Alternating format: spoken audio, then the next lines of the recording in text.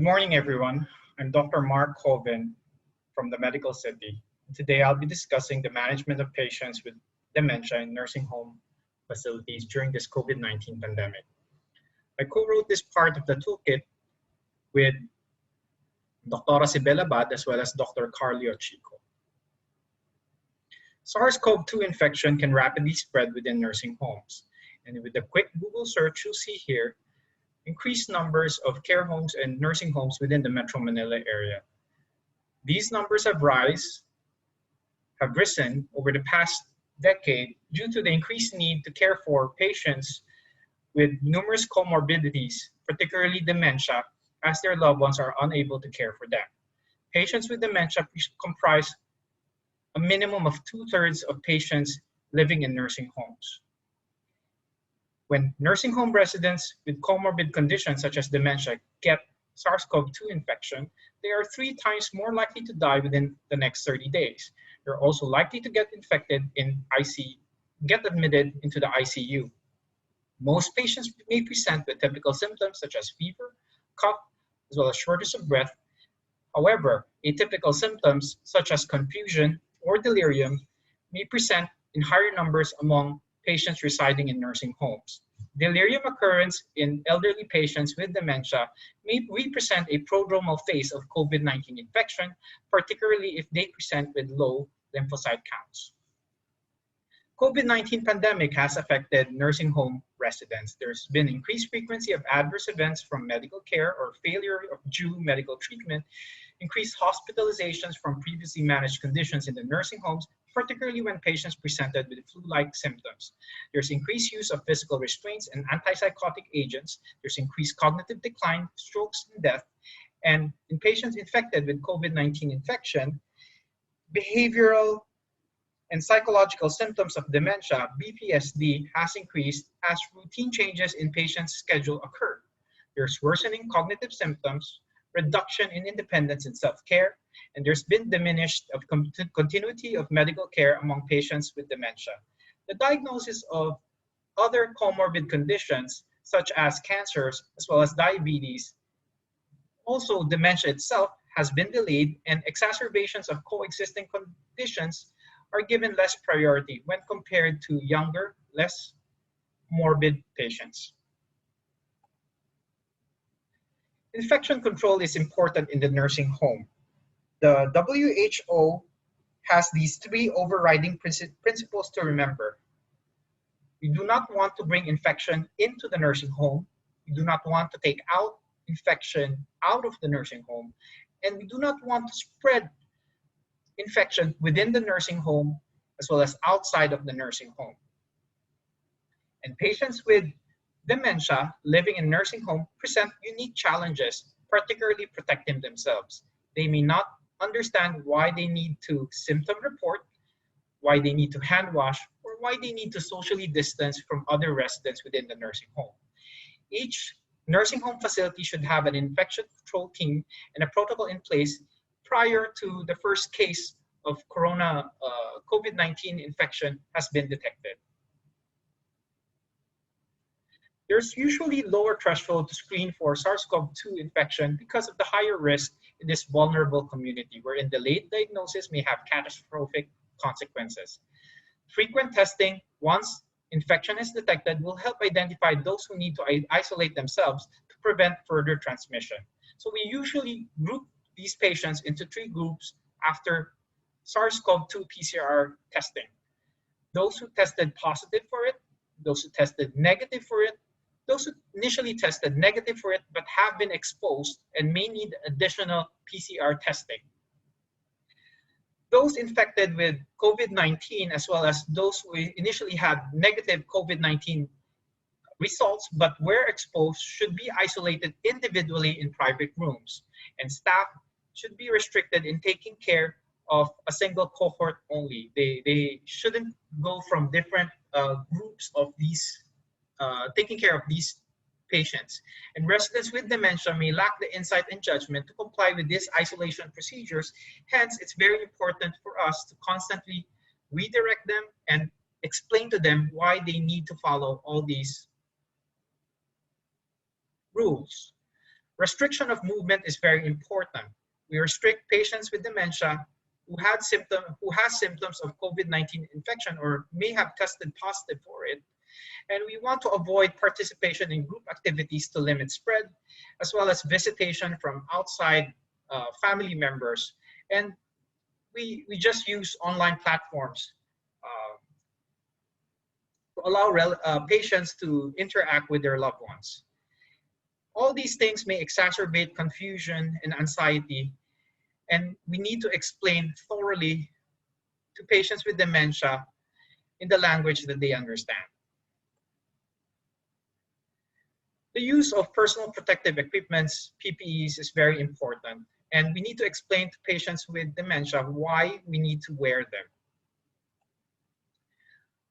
When a staff is caring for a patient with dementia who has a confirmed positive COVID-19 infection, standard as well as contact and droplet precautions by wearing masks, gloves, gowns, and eye protections should be implemented. During aerosol generating procedure, such as nebulization, standard contact airborne precaution, wearing N95 masks or equivalent, gloves, gowns, eye protections such as gloves and face shields need to be implemented. And when removing our PPEs, we remove before leaving a patient's room and discarding it in a hands-free waste receptacle with the cover. Hand hygiene is important, which we do after removing our gloves and gowns, before removing our face protections, and after leaving the patient's room. Patients with dementia living in nursing homes should be monitored for agitation.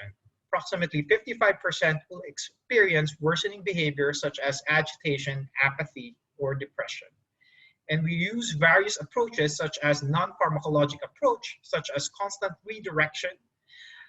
We avoid polypharmacy, since polypharmacy may induce increased drug-to-drug interaction and adverse events from different drugs. And we want to prevent falls, since falls, if it is a bad fall, may require patients to get admitted to the hospital to seek medical treatment. Staff communication on dementia care needs need to be addressed to reduce behavioral and psychological symptoms of dementia. We avoid elder speak, like talking to the elderly as if they were babies, since these forms of communication may exacerbate these behaviors. Virtual training session might be useful to the staff to prevent face-to-face interactions. As social restriction exacerbates symptoms of dementia, regular conversations with nursing home residents with dementia must be done to explain why these restrictions are in place. Local restrictions, such as working in small groups, on exercise, praying, and eating, we do activities of limited interactions like sorting old photos or maybe music therapy. We reduce exposure to TV news programs, which may intensify fear or stress in the elderly patient with dementia residing in nursing homes. We need to constantly review the medications, as a drug-to-drug interaction may happen if a new drug has been prescribed to a patient. And we need to manage common geriatric issues such as constipation, urinary retention, as well as pain, as these may exacerbate these behaviors. We reduce inappropriate antipsychotic use and use it only when the patient is a threat to themselves or others. And for those administrative function, we follow local health guidelines. We also need to be aware of certain issues when dealing with patients with dementia residing in nursing homes. We need to manage caregiver fatigue, as carers of patients with dementia in nursing homes experience a lot of stress and difficulty with themselves, with their family members, as well as taking care of these patients. They have to have access to a mental health provider if needed. And we need to utilize telemedicine and use video calls to reduce loneliness among patients when they they need to interact with their loved ones. This will reduce risk of viral transmission and will promote social distancing. Advanced directive is very important. You need to understand that dementia can be a terminal disease, particularly if it's in the end stage, wherein complications start to develop, like aspiration pneumonia and pressure sores. And because of the high risk of mortality among these patients, all these things need these patients need to have advanced directives in place, as palliative and hospice care might be more appropriate if ever a COVID-19 infection happens. When somebody gets COVID-19 infection and needs to be admitted to the hospital, emergency medical services and the receiving hospital should be alerted of the patient's diagnosis, comorbid conditions, precautions that need to be taken, goals of care such as do not resuscitation orders, no ICU transfer, and comfort-focused supportive care. It needs to be discussed with the accepting facility. And lastly, we need to have, we use technology and communication to help in patients living in nursing home facilities. The use of gadgets such as mobile phones or smartphones, tablets, and computers are very important. We need to have internet access for patients to be able to get in touch with their loved ones as well as other nursing home residents. And we can utilize telehealth service in case a patient experiences a symptom that needs medical attention. Regular communication through video calls with family and friends or support system to prevent loneliness and depression. And there has to be virtual access to doctors and specialists for initial or follow-up consultation if the patient is experiencing a medical condition. Remote monitoring of physiologic parameters such as blood pressure monitoring, blood sugars, cardiac rhythm, and oxygen saturation needs to be in place if available. And remote detection of falls and coordination of immediate and proper response to a fall needs to be implemented. And lastly, telerehabilitation might be of value in these patients wherein activities is much more restricted. And with that, I'd like to thank you for listening. Gandang umaga po.